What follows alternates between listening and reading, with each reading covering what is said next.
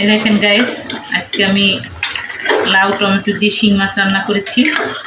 এই যে আপনারা এইভাবে লাউ টমেটো দিয়ে শিং মাছ রান্না করে খাবেন, জানাবেন কেমন মজা হয়েছে। এখন আমি একটু ধনেপাতা দিয়ে দিচ্ছি।